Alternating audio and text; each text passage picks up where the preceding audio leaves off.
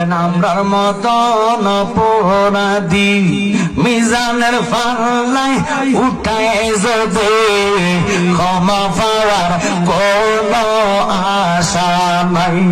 নবী যদি তোমার নিজে কোলে ক্ষমা করো এই গোলাম রে, পারো এবার আশা যে রাখি। আল্লাহর নবী আপনার দরবারে এই আসামি নবী হাজির হইয়াছি।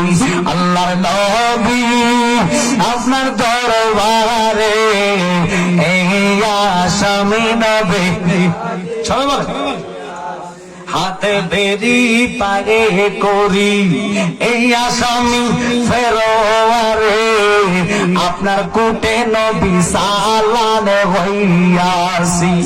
তুমি নবীর